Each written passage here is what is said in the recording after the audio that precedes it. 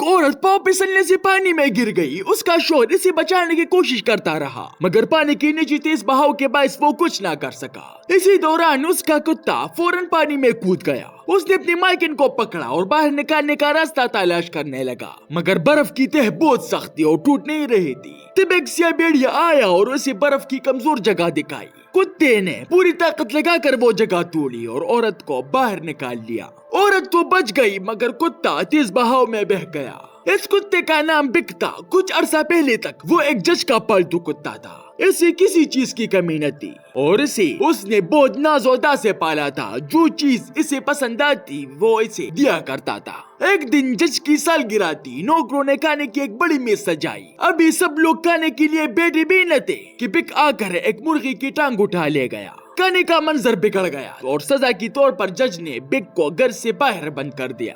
اس میں رات ہو گئی. بک نے ایک سیٹی کی آواز سنی اور تجسس میں باہر گیا. یہ کتا فروش کا جال تھا. بک کو پکڑ کر پنجرے میں بند کر دیا. وہ بونگتا گیا مگر کچھ نہ کر سکا. وہ نہیں جانتا تھا کہ یہ اس کی پرانی زندگی سے ہمیشہ کے لیے جدائی تھی. کچھ وقت بعد اسے باہر نکالا گیا مگر سامنے اس کا مالک نہیں بلکہ ظالم کتا فروش تھا. وہ اسے لاٹھی سے مارتا.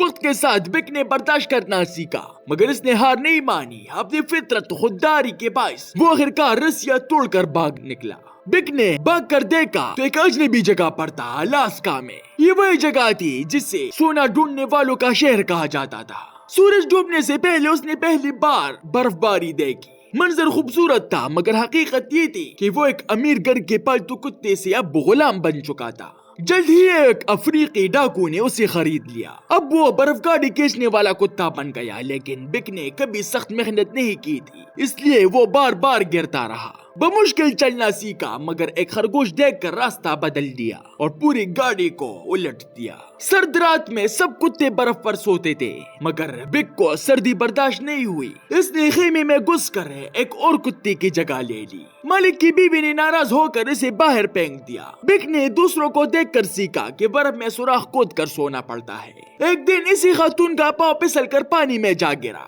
بک فوراً کود پڑا اور اسے بچانے کی کوشش کی مگر وہ خود بہاؤ میں بہہ گیا. بک کے ڈوبنے سے اس کا مالک بے چین ہو گیا. اس نے چوری سے برف توڑنے کی کوشش کی مگر چوری ٹوٹ گئی. پھر اس نے مکے مارے لیکن فائدہ نہ ہوا. اچانک کسی نے ایک لکڑی کا ڈنڈا اسے دے دیا. اس نے فوراً اسے پکڑا اور زور لگایا اور تھوڑی دیر بعد بک کو باہر نکال دیا. اس واقعے کے بعد اس کا مالک بلیک اور اس کی بیوی نے بک کی بہت قدر کی مگر ان کا یہ رویہ قافلے کی لیڈر کتا اسپٹ سے برداشت نہ ہوا. وہ سب کتوں پر حکومت کرتا. پانی پینے کی اجازت بھی اپنی مرضی سے دیتا. کوئی دوسرا کتا قریب آتا تو لڑائی شروع کر دیتا. تمام کتے اس سے ڈرتے کیونکہ وہ طاقتور اور تجربہ کار تھا. بک نے یہ سب دیکھا اور برداشت نہ کر سکا. وہ اسپٹس کے حکم کو توڑ کر برف کی کمزور جگہ پر زور لگا کر ایک سوراخ بنایا تاکہ سب کتے وہاں سے پانی پی سکے. یہ عمل اسپٹس کی اختیار کو چیلنج کرنے کے مترادف تھا. رات کو جب خوراک تقسیم ہوئی تو اسپٹس نے ایک دوسرے کتے گولڈن کا حصہ چھین لیا. بک نے یہ دیکھا تو اپنا حصہ گولڈن کو دے دیا.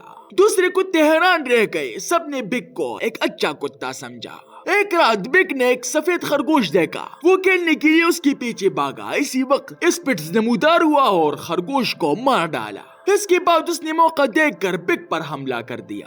بک نے چونکہ لڑائی نہیں کی تھی وہ بار بار گرتا اور زخمی ہوتا رہا اور اسپٹس حملے پر حملہ کرتا رہا. دوسرے کتے بھونکنے لگے تاکہ بک کو حوصلہ دے اور آہستہ آہستہ بک کڑا ہوا. اب وہ پہلے جیسا ڈرپوک نہیں رہا. اس نے ایک موقع پر اسپٹس پر صحیح وار کیا اور اسے گرا دیا. اسپٹس ہارا اور خاموشی سے وہاں سے چلا گیا. اگلی صبح بک قافلے کے آگے کڑا تھا. سب کتے اسے اپنا لیڈر مان چکے تھے لیکن مالک کو اس پر اعتماد نہیں تھا. اس نے اسے پیچھے کھینچ لیا اور دوسرے کتوں کو آگے کرنے کی کوشش کی مگر کوئی آگے نہیں آیا. آخرکار مالک نے بک کو قائد مان لیا اور آخرکار مالک نے مجبوراً اس کو آگے کر دیا. جب بک نے قافلے کی رہنمائی شروع کی تو گاڑیاں پہلے سے کئی زیادہ تیزی سے چلنے لگی. ان کی رفتار دگنی ہو گئی، سب حیران رہ گئے۔ ایک دن اچانک برف کا طوفان آیا، مالک نے بک کو بائیں طرف بھاگنے کا حکم دیا، لیکن بک نے اپنا فیصلہ کیا اور دائیں طرف دوڑا۔ وہ اپنے احساسات پر بھروسہ کرتا رہا اور اس کا فیصلہ درست بھی نکلا اور اسی طرح پوری ٹیم بچ گئی۔ شام کے وقت وہ سب اپنی منزل پر پہنچ گئے۔ پورے قصبے میں خوشی کی لہر دوڑ گئی کیونکہ کئی سالوں بعد ڈاک کا قافلہ وقت پر پہنچا تھا، مگر خوشی زیادہ دیر تک نہیں رہی۔ حکومت کی ایک چٹھی آئی جس میں حکم دیا گیا کہ تمام کتوں کو بیچ دیا جائے کیونکہ اب ٹیلی گراف کے ذریعے پیغام رسائی شروع ہو چکی تھی، اس لیے کتوں کی ضرورت نہیں رہی۔ کتوں کو بیچ دیا گیا۔ ایک تاجر نے انہیں خرید لیا۔ یہ تاجر سونا تلاش کرنے جا رہا تھا۔ وہ کتوں کی دیکھ بھال کی پرواہ نہیں کرتا۔ راستے میں برف کے پل جم چکے تھے، کتے تکے ہوئے تھے مگر تاجر انہیں مارتا اور چلاتا رہا۔ برف پر کمزور جگہوں سے گزرتے ہوئے سلیج رک گیا۔ تاجر نے سمجھا کہ کتے سست ہیں، اس نے بندوق نکال لی تاکہ ایک کتے کو مار کر دوسرے کو سبق دے۔ اسی وقت ایک بوڑھا شخص وہاں آیا اور تاجر کو روکا۔ بحث ہوئی مگر آخر کار تاجر نے ہار مان لی اور بک کو چھوڑ دیا کیونکہ وہ مرنے کے قریب تھا۔ بوڑھا آدمی جس نے بک کو بچایا تھا دراصل ایک اکیلا بزرگ تھا۔ وہ دریا کے کنارے سونا تلاش کرتا تھا۔ ایک دن اسے پانی میں کچھ چمکتا دکھائی دیا۔ جب اس نے نکالا تو وہ سونا نکلا۔ اسے یقین ہو گیا کہ سونے کی مشہور جگہ واقعی موجود ہے۔ وہ ریت چھان کر سونا نکالتا رہا۔ بک بھی اس کے ساتھ رہتا اور کبھی کبھار مدد بھی کرتا۔ ایک دن بک نے دریا کے نیچے ایک بڑی سنہری چٹان نکالی مگر بوڑھے نے چھوٹے ٹکڑوں کو زیادہ اہم سمجھا۔ بک نے پھر ایک چھوٹا سا ٹکڑا لا کر دیا تو بوڑھا خوش ہوا۔ ایک دن جنگل میں ایک سفید بھیڑیا نظر آیا۔ بک اس کے پیچھے گیا۔ جب قریب پہنچا تو دیکھا وہ ایک خوبصورت مادہ سفید بھیڑیا تھی۔ وہ بک کے گرد گھومی، اسے دیکھا پھر بھاگ کر جنگل میں غائب ہو گئی۔ دوسرے دن بھیڑیوں کا ایک جھنڈ ایک جنگلی سور پر حملہ کرنے کی تیاری کر رہا تھا مگر لیڈر بھیڑیا پھسل کر دریا میں جا گرا۔ تیز بہاؤ میں وہ بہنے لگا۔ تب بک نمودار ہوا اور اپنی طاقت سے لکڑی کا سہارا بنا کر بھیڑی کو نکالا۔ اس کے بعد بھیڑیوں نے بک کو قبول کر لیا اور اسے شکار کرنا سکھانے لگے۔ بک ہر روز بہتر ہوتا گیا۔ وہ شکار کرتا اور گوشت بوڑھے آدمی کے لیے لے آتا۔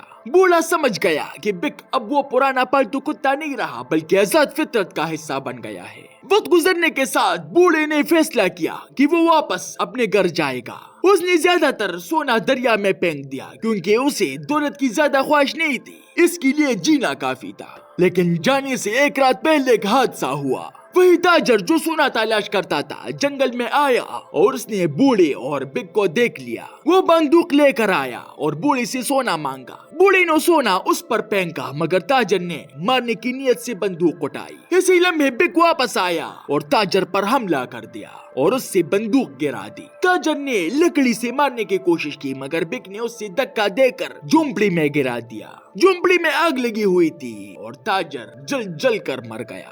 بوڑھا زخمی ہو گیا۔ بک نے اس کے پاس آ کر اس کی ضروری چیزیں اسے دے دی مگر اس کے زخم گہرے تھے اور بوڑھا جان سے چلا گیا۔ بوڑھے کی موت کے بعد بک کے پاس انسانوں سے کوئی رشتہ نہیں رہا۔ وہ مکمل طور پر جنگل کا حصہ بن گیا۔ اس نے سفید بھیڑیا کے ساتھ رہنا شروع کیا اور ان کے بچے بھی ہوئے۔ وہ بھیڑیوں کی جھنڈ کی قیادت کرنے لگا۔ وقت کے ساتھ ساتھ وہ وادی کا سردار بن گیا۔